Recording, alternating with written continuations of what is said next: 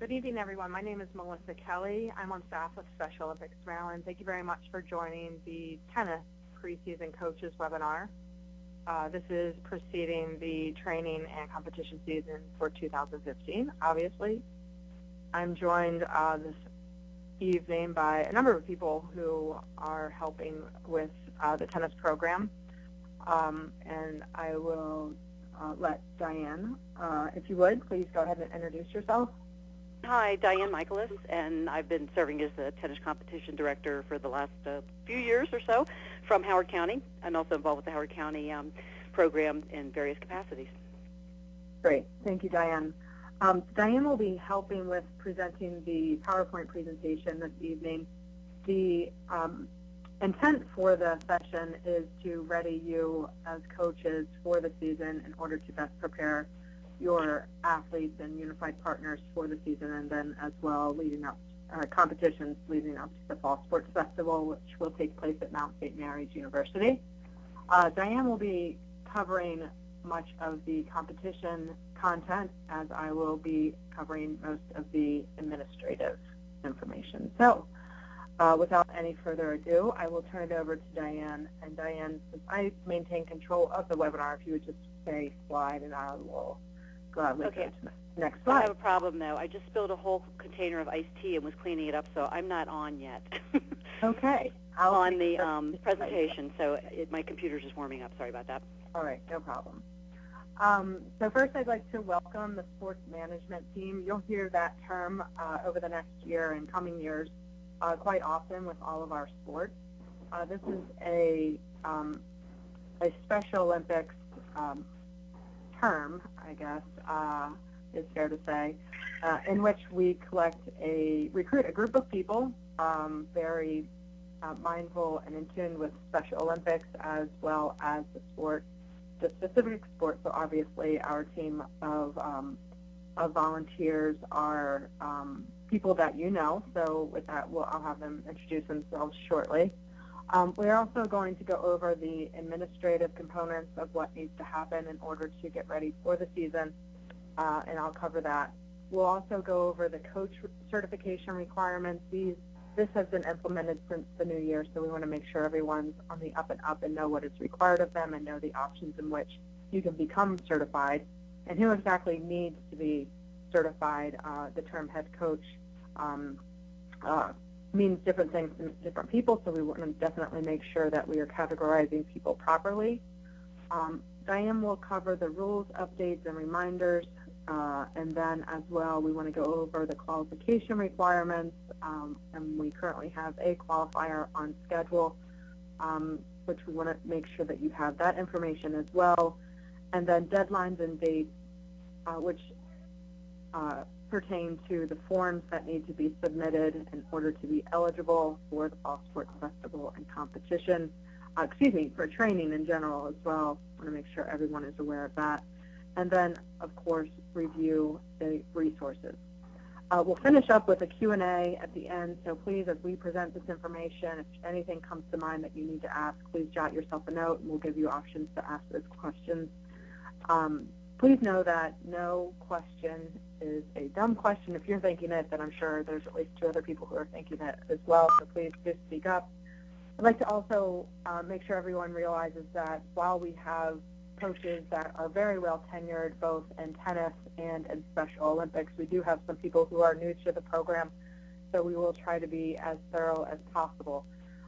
Certainly, if you have any questions that come to mind after the session, you know that you will receive a copy of this PowerPoint presentations and all of the appropriate forms which we review.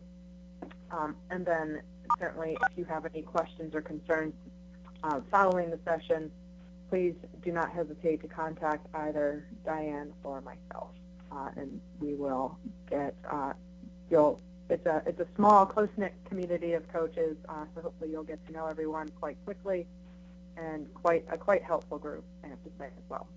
So, moving on.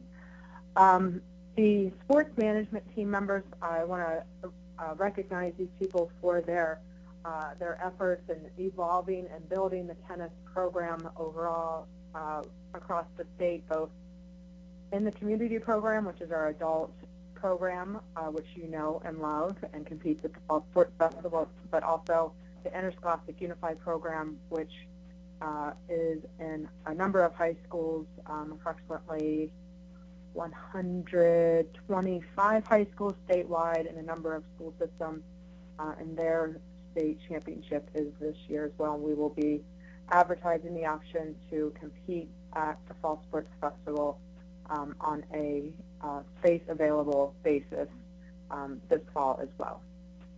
So with that, everyone's already met Diane Michaelis, Howard County volunteer, and also coaches a number of sports, including alpine skiing. So she has a wealth of information and is always at the ready. So I appreciate you being on, Diane, and helping me with the presentation.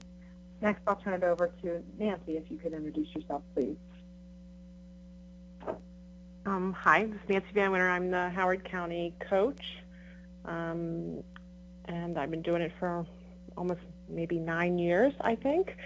And I was also had the privilege of being Team Maryland coach for national games in New Jersey last year. Great, thank you, Nancy. And with that, Greg. Hi, I've been the coach from the Montgomery County program since we started it about 8 years ago. And I was the assistant head coach with Nancy last year at Nationals. Thank you so much, Greg. I'm not sure, Jeff, are you on? Hey, yeah, I'm on. Okay. All right. You would introduce yourself? Thank you. Hey, I'm Jeff Abel. I'm the technical delegate and have been, working with Special Olympics for a few years now as a volunteer, and have played tennis for a while too. Great, thank you, Jeff.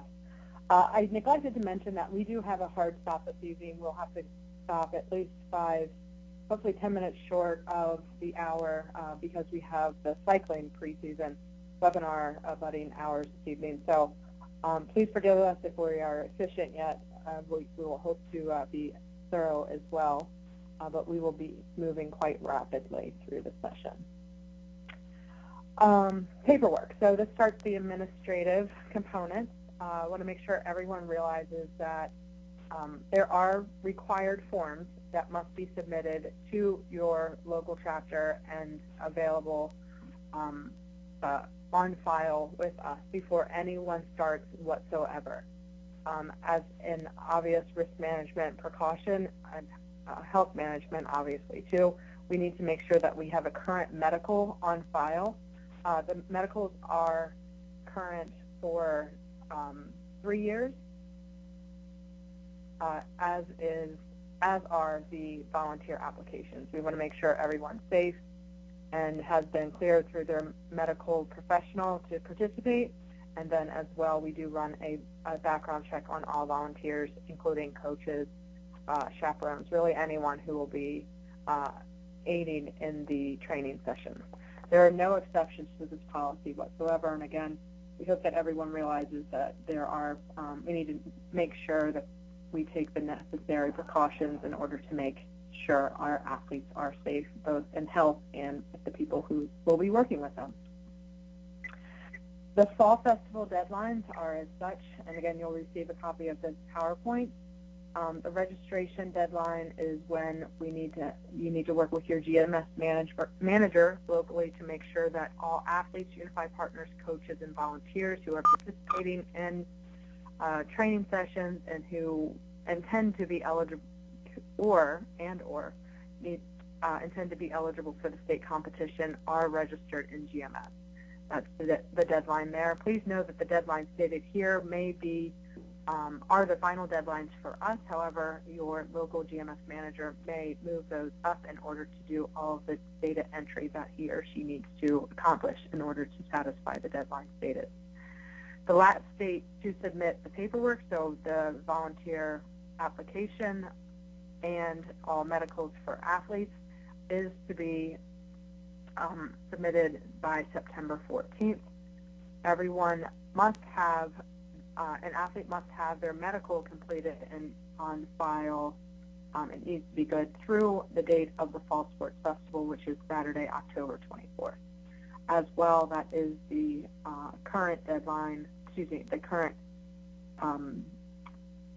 date in which the background check and protective behaviors must be accomplished as well.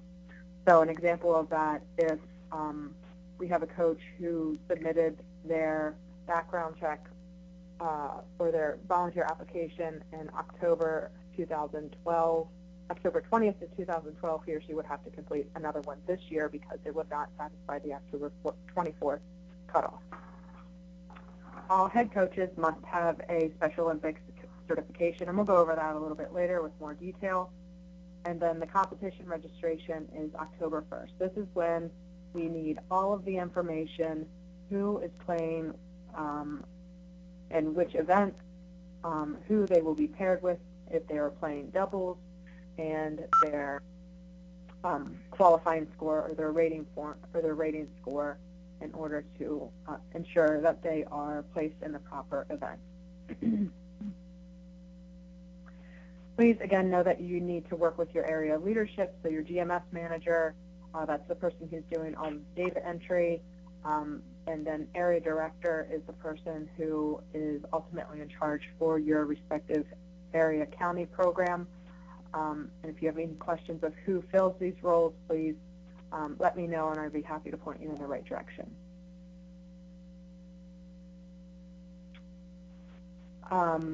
So as I've already stated, the medical must be on file in order for the athlete to be eligible for competition at the Fall Sports Festival. Again, that medical needs to be valid through October 24th of this year. It cannot expire prior to the end of the season.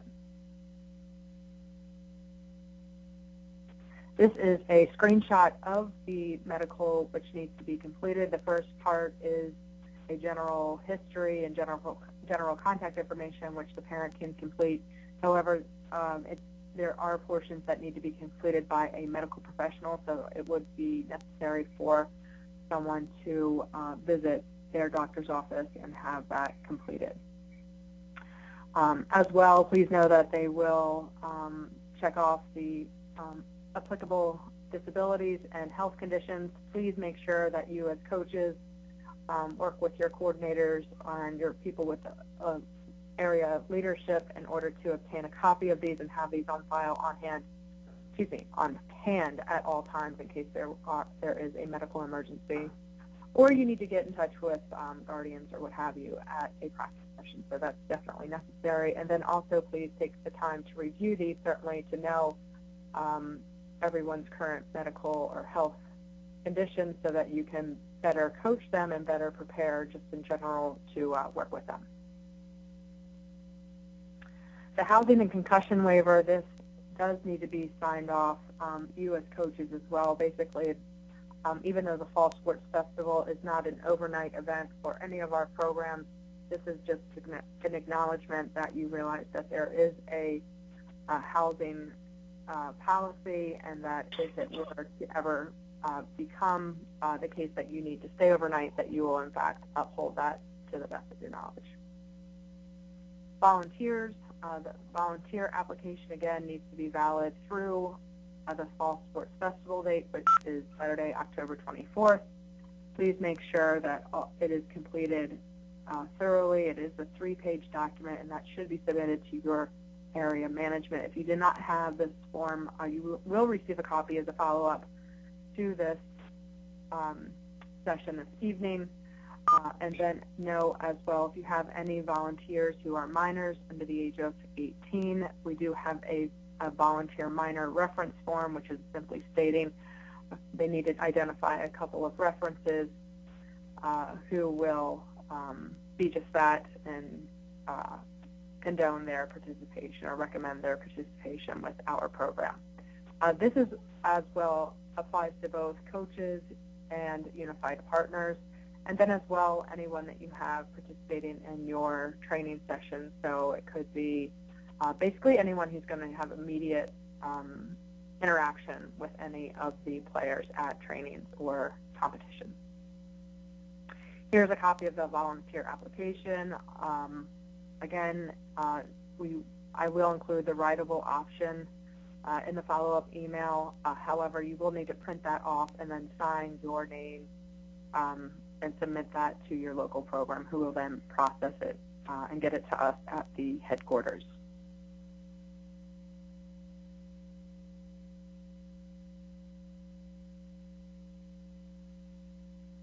And this is just a simple screenshot of the volunteer reference form. Again, simply identifying 2 non-family member references who will indicate that the person is appropriate to work with within our program. First report of an incident, we'll include this form as well. This is basically if anything happens while you are responsible, you want to make sure that you fill out an incident report. Those would then go to your direct report. So some programs work with coordinators. I'll use Howard County as an example. There are 2 coordinators who help Nancy Van Winter organize all the paperwork and such, collect medicals, and get those to the GMS manager. So you want to make a report. It's a simple 1-page form, just basically acknowledging if there is an injury, if there is a behavioral situation, anything of the sort. You would want to complete that so that we have a record of it. And then get that to your area leadership, and they will then get it to the right people within our office. Rhonda Garrison oversees risk management for Special Olympics Maryland. Here's a copy of that. And again, I'm happy to provide that in the follow-up email. The last form we're going to go over is the sanction form. Qualifiers are the competitions in which athletes or players, both athletes and unified partners, will compete in order to put their skills to test. Everyone trains once, twice, sometimes 3 times a week, and we want to provide opportunities for them to compete and demonstrate their skills, but then also refine their skills in preparation for the state competition. This form will be included in the follow-up. If you are interested in hosting a qualifier, and we'll go over the minimum expectations for each athlete and each player in order to become eligible for the Fall Sports Festival. If you're interested in hosting a qualifier, please feel free to contact me or Diane, and we'd be happy to aid in completion of this form. This is nothing new. It's been around for some time, so your local volunteers would know as well. The point of the qualifier is to, as I said, demonstrate their skills and also refine their skills. The host will ensure that the rules, both Special Olympics and the national governing body, are enforced. So we are abided by the same rules at the qualifiers as we will at the state event, state competition. Medical personnel will be on site, and basically it's just a smaller replication of the state tournament. Ideally, we realize there are only very few area county programs that offer tennis. However, ideally we would have at least 3, if not more, area counties participating in that. Simply helps with the pool of competition with as many tennis events as we have. If we have 10 players attend a qualifier, then there would not be the depth of competition to give adequate competition and test their skills. Please know that the form on the previous slide needs to be submitted to our office at least 30 days in advance, and that's basically for us to make sure that we are familiar with what's going on. We can check in with you to ensure that the medical coverage and the appropriate contracts and such are complete in order to make arrangements. To date, we were notified just recently that Montgomery County will host on Sunday, October 4th, and we are looking for more qualifiers. So please, if you intend to host a qualifier, get those sanction forms in. Just to add about that Montgomery County qualifier, that's going to be from 1 to 4 with different levels split up, which I'll email out when it gets closer. So the conflict with the golf tournament actually hopefully shouldn't be too much if that's in the morning. Did you say 1 to 4 p.m., Greg? It's going to be 1 to 4 p.m., two of the levels will be from 1 to 2:30. The other two levels from 2:30 to 4. Okay, and do you have a location? Walter Johnson High School. Okay, great. And this is Nancy Van Winter from Howard. Therese and Barb, if you could speak. I know we submitted it over 3 weeks ago, a date, so I don't know where that stands. Nancy, I sent it on to you and to Barbara to check it over. It has to go to Bob, and I had mentioned that if you could let me know if it was fine, I'd submit it to Bob. So it has not gone to Bob yet. Bob Baker. Oh, okay, I apologize. No, what are our that's dates fine. so we can tell everybody what the date is just in case? It is Saturday, September 19th at Reservoir High School.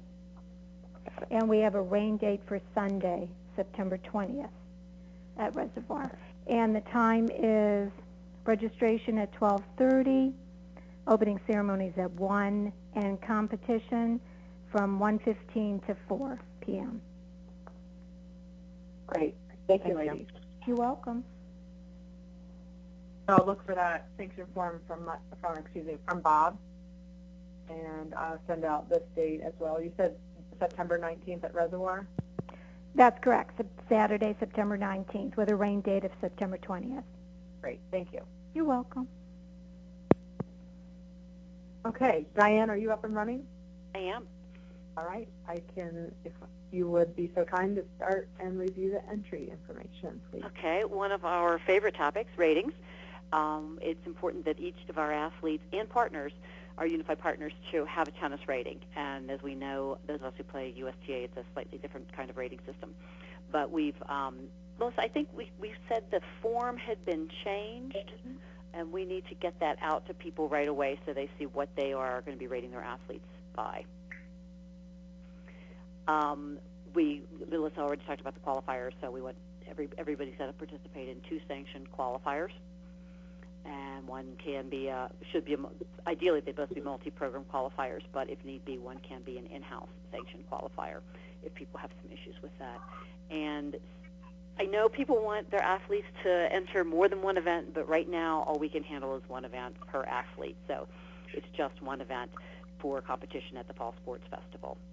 So you want to thank, if you have somebody who really does well in singles, we may want them to do that, but we will also let you know how the registrations are going. For instance, if only one person is registered in singles, that's not going to work out too well. So we can be flexible on some of that, but keep in mind you can only sign your athlete up to participate in one event. If they're doing unified, that's all they do. So that's just the way that works. We just don't have the time in the courts to do more. Okay, so our levels. These are the same as last year. We have level 1 individual skills, and they, many of our athletes have moved out of skills and into match play, which we're very excited about, but we also hope that we're getting some new athletes in if your programs are growing, and we've got some athletes who are new to tennis and can participate in the skills competition. That'll be going on. And then for match play, we have level 2, which has been the foam ball, and we're actually going to be switching to a red ball. It looks like a regular tennis ball. It's not the spongy stuff that does better in the elements with wind and other things like that. It performs better than the foam ball, which tend to just kind of blow away when things got rough. And that's short court. That's just in the service boxes. Level 4 is match play on the full-size court with a green ball. It's a lower compression ball than a regular tennis ball, or green dot ball. You might have heard it referred to as that. Some of them have dots, some of them actually have green on them. And then level 5 on the regular size court with the regular yellow tennis ball. These levels 2, 4, and 5 can also be done unified. So you can have an athlete play unified or traditional doubles in these, or singles. We are also trying to get level, what is this? Well, that should say level 3 as a demonstration, which uses a different ball. We haven't had that, so we did like we did with the foam ball a few years ago. We'll have some available, and as the court frees up, after we have a demonstration, the athletes can go and try their skill at using a different kind of ball. So we will have singles, doubles, mixed doubles, and they will be traditional and unified at all levels for the doubles, the regular doubles and the mixed doubles. And the awards are actually broken out. You may have mixed doubles playing against single-gender doubles, but the way the awards are broken out, they would be recognized separately. So how are we looking programs as far as, well, we'll collect some data from you in a little bit to see what the expectation is for how many pairs we would have at each level or singles we would have at each level, so we can set up our competition properly. And it's too early to know now because you guys haven't even started practices yet, but something to keep in mind that you'll be queried every now and then for what you expect might happen, and that's not a commitment. We're really just trying to make sure that we've got the most robust competition we can at each of those levels, and we'll let you guys know as things go along so that you may be making a decision where to put an athlete, event-wise, say singles or doubles, but it depends upon how, where they are in each level, how many level 2s, level 4s, level 5s, et cetera. So we're going to be looking for some numbers from you just for planning purposes a little bit later. Okay? Okay, we have some new rules, and maybe our technical director is going to have to explain these, but the rules were updated in March of 2014 for tennis and some other sports too. So we, Jeff, do you have those in front of you? I do not. I'm in my car. Oh, dang. Okay. We have always played at Fall Festival, and the way the information has gone out, we've had several selections of ways to play our matches, and our matches have been one 6-game set with our athletes. We've found that that's the best way to get the most competition in. So Melissa, you may need to jump in here. And the tie break, which of course those of us who play tennis know that it's not an easy thing to keep track of the score in a tiebreaker, and even more difficult for our athletes. So we need to talk about what is going on with those. Okay, uniform requirements. We last year said that our athletes don't have to wear collared shirts. A lot of the pros don't wear collared shirts, but they need to be professional-looking uniforms. No blue jeans, no khakis. They need to really be appropriate tennis attire. And teams ideally should be dressed the same, and in particular, partners in doubles need to be wearing the same uniform. We need to make it, it's desirable to have pockets in the shorts or skirts, particularly for our athletes who are doing match play, where they're going to have to hold a ball for serving. Not quite as important in individual skills, but if everybody's wearing the same thing, that helps. And they must be wearing tennis shoes, no black sole shoes at all on the courts. They just don't like that. So we said doubles have the same uniform. Sweatsuits, if it's really, really cold and they need some pants to wear, ideally they would be a uniform. But if you don't have those and they need to wear something, when it's chilly, it should be nice looking. We don't want some ragtag, ripped sweatshirts, sweatpants, or things like that. Hopefully we'll have a gorgeous day. Okay, our match, we have, as I said before, always in the past used one 6-game set, and with a margin of 2. I don't know that we have any reason to change that unless I hear something differently from the coaches, and if that's something you want to talk about later, please let me know. There are other things, other formats we can go for, and we do use no-ad scoring. And if we have a tie at 6-all, they would play a 7-point tiebreaker. And we need to make sure that we're all clear on which way, because I know even within USTA, the format of the tiebreak might vary from area to area, and then certainly not the same as the pros. So we'll make sure that we are very clear as to how that tiebreak will be played. And if you have ideas on that, coaches, please let me know. Next. Okay. This is actually from the previous slide, but we're going to go with the, those are some other formats, 2 out of 3, 6-game sets. Wouldn't that be nice to be able to do that? We don't have that much time to do it. But the important thing here is we can have rest periods. Perfectly acceptable for your athletes to be able to have a rest period on the changeovers, in addition to, I think we're going to get into a 10-point tiebreak because that's for sets, and we're not doing that. So this is probably more for the interscholastic sports. Next. Okay, no-ad scoring. Everybody's familiar with that. And then the receiver has the choice of which side of the court the ball is coming to. And we do have the rule that it must be athlete to athlete. the athlete is serving, it needs to be served to the other athlete. This one, the next point here about coaches on court.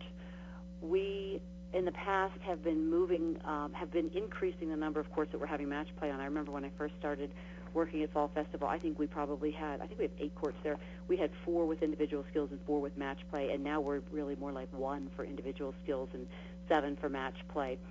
And so a county could very well have a number of athletes playing at the same time on various courts.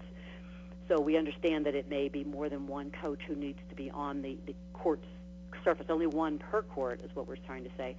But you have to make sure that you're not too involved in play, and then in a chair located near the net post. We will have chairs there. And hopefully we'll have umpires and scorekeepers for each court, each of those 7 courts, if we can get that. Sometimes our athletes need some suggestions, some reminders about when to change ends, after odd number games, and we cannot allow the coaches to do any coaching after that first game, but you can talk with your athletes after games 3, 5, 7, etc., and not during a tie break either. Next.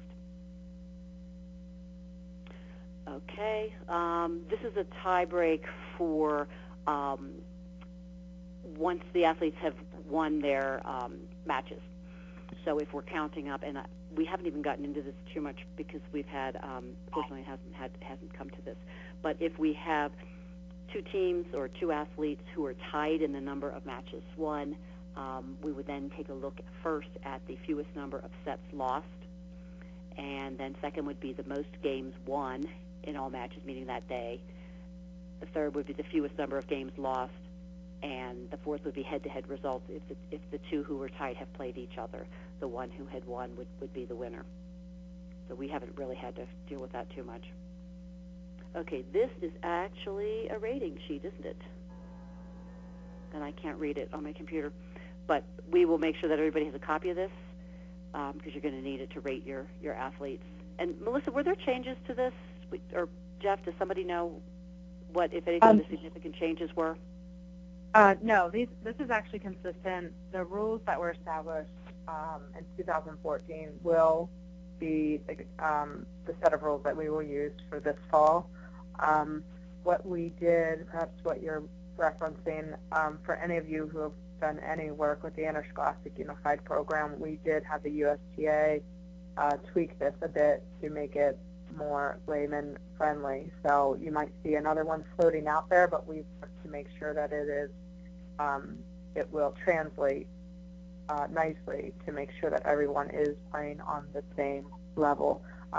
In the Interscholastic Unified Program, just to touch on that, we do not have the coaches rate their players. We have outside independent raters do that. So we don't always work with those people or have much involvement with them prior to stepping on the court and helping with rating. So you're saying some of the language on this sheet might be different from what we've had in the past? No. This is the community rating sheet. Okay. It has been since 2014.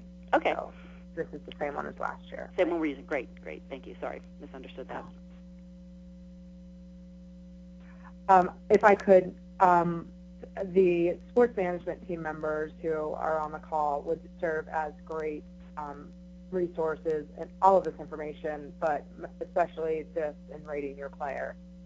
We have a number of coaches who have been to national tournaments, as both Nancy and Greg mentioned, and then Diane has as well. She was our head of delegation for Team Maryland last year. So they can certainly help you rate your players. It wouldn't be a bad idea to have different people rate your players so that you are arriving at the same level, or can ensure that you are arriving at the appropriate event for the player.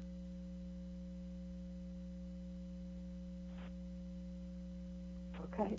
Thank you, Diane. This one I may have to pass off to you.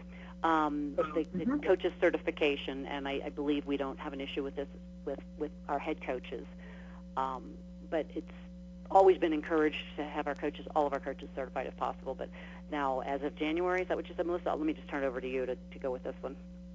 Sure.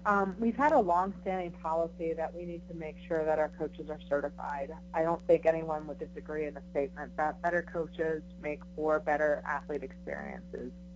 So with that, we've established a requirement. It's not meant to be too restrictive. We firmly believe that it is something that can be satisfied.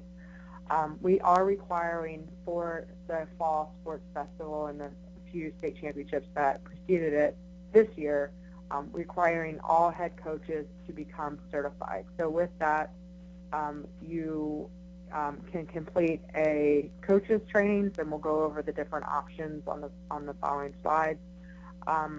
For a recertification, so someone who hasn't attended an in-person training, you can complete an online sport-specific training and meet this requirement.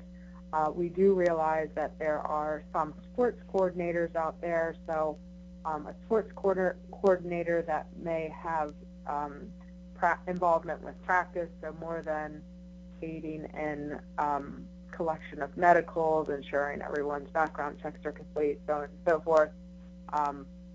Anyone above and beyond that with regard to sport involvement needs to also meet this expectation as well. So you need to complete the certification process by September 14th. All assistant coaches, it will eventually be a requirement, being a requirement for assistant coaches, but for this year, we are focusing our attention on head coaches, ensuring that they are certified.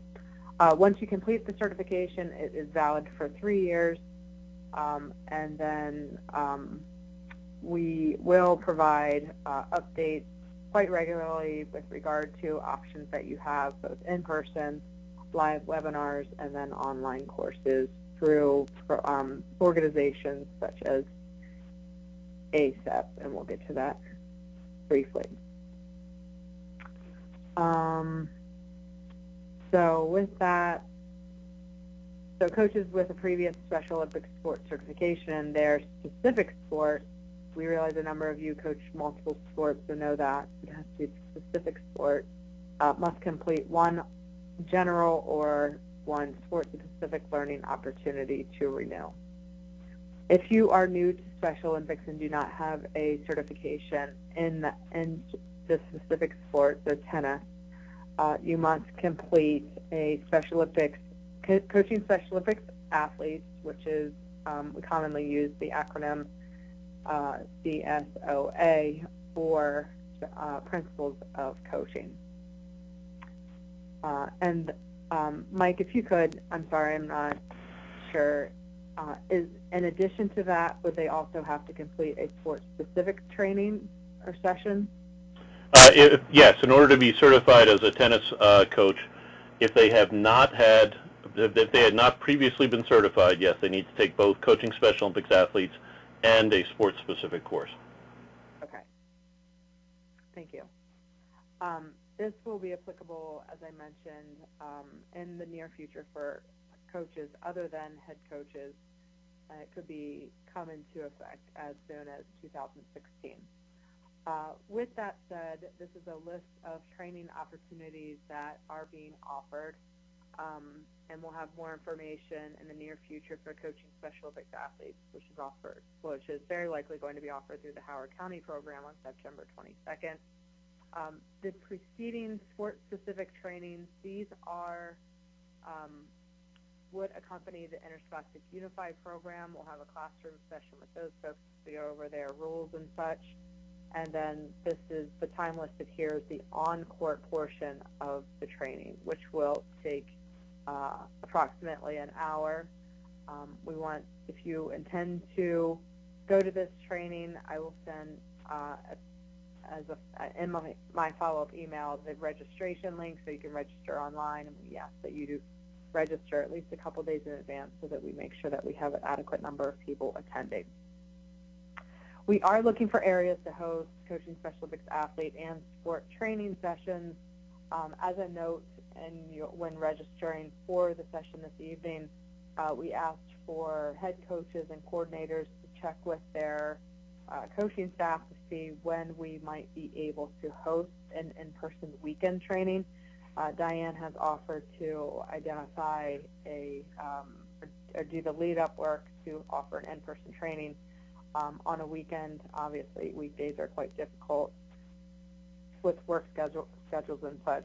So I will pause for a moment and open it up to the group to provide your availability in general, and I'll go by the area county program, and please select *6 to unmute your line. So I'll start with the Howard County folks with your availability for a potential coaches training. You mean, this is Nancy. You mean the dates here? So you want 9/22, or you want another date? No, I'm sorry. Just any weekend date that your coaching staff would be interested, or it could be that you are not available. We could do it after the qualifier on the 19th. Oh, okay. Potentially. I mean, if they're, that's a Saturday, or before it, even in the morning maybe. Okay. Well, I have a lot of work to get it ready, but that's one option, or the 20th. Okay. Of September. All right. Great. Very good. So I'll move on to Montgomery County. Greg?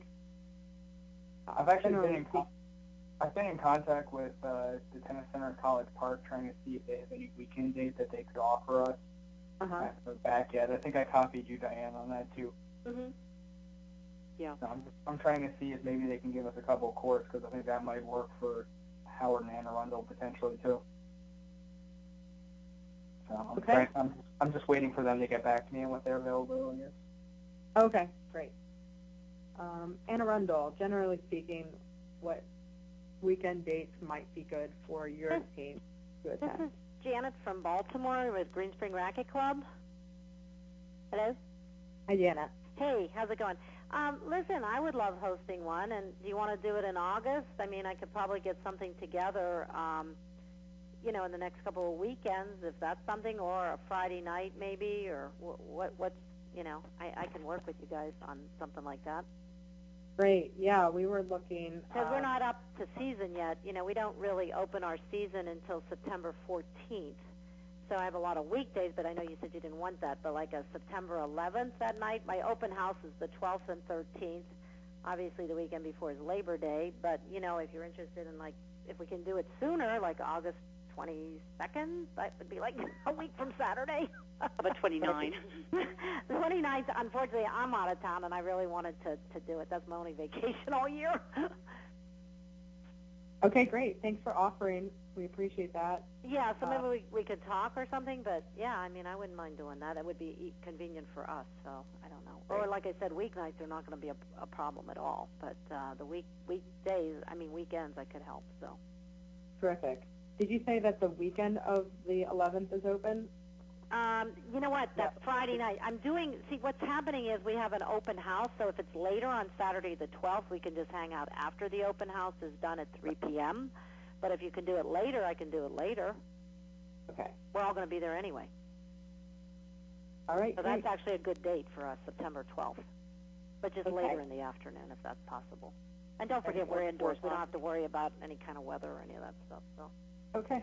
Thank you. Anne Arundel folks, availability for a possible coaches training? Okay, this is Louise Thomas. This is coaches training for the volunteers. So for a head coach would have to complete a tennis training, but then certainly, even though it's not part of the minimum requirement, we would invite your full coaching staff to take part just as a best practices effort. Okay, I think I have an experienced coaching staff. As head coach, I am inexperienced, so I can get myself to some of these existing dates that the others are doing. Great. Okay. Terrific. And then I'll invite the others. But I think most of them were checking and are still within their 3 years. Okay. Okay. Very good. Thank you. And it doesn't hurt for assistant coaches to go ahead and do it this year, because then they'll be in good shape for next year. It's good for 3 years. Right. Good point, Diane. Thank you. And Frederick County, anyone on the call from Frederick?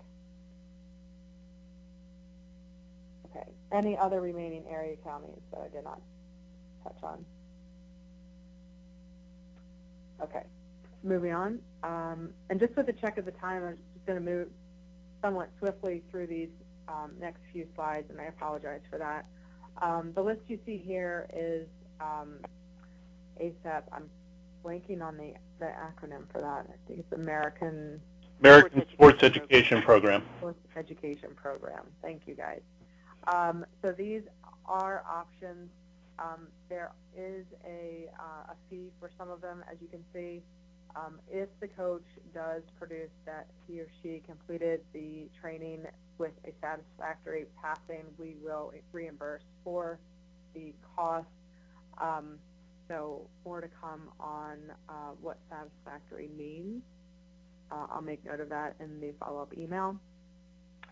Please also know this is newly discovered thanks to Nancy Van Winter. The USTA does have online coaching options. Nancy completed all of the segments. There are 6 courses, which we are identifying as an online option for you to complete your certification. This is, again, just for a recertification. And this is the website, what you see, and then you would click online courses. Please know that these are directed towards youth coaching, so while it's not applicable to our adult program, we feel as though it's great content and that it can be easily, you as smart people can easily transfer that and apply it to coaching our athletes as well. Sport-specific examples, so the live sessions that we referred to, the American Sports Education online program or live program, and then we also have some coaching special athletes programs and such. So if you are interested whatsoever, if you want to mention to your leadership locally, if they are going to or interested in hosting something, we'd be happy to identify instructors. We have a number of people trained up to do so. So please know that that would be great.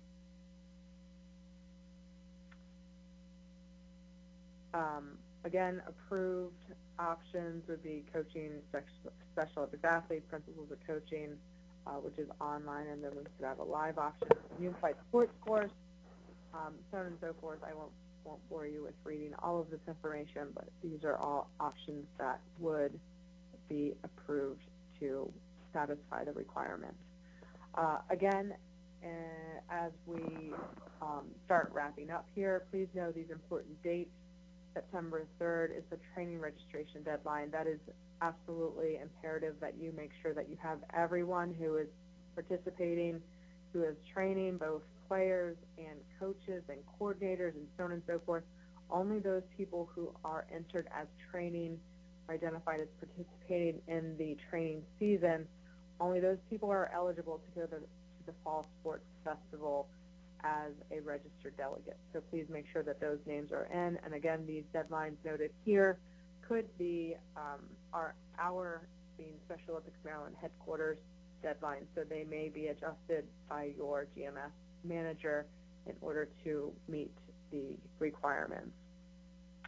The last day for forms to be submitted, so all of the volunteer applications as well as the medicals, which need to be current through the Fall Sports Festival, which is Saturday, October 24th.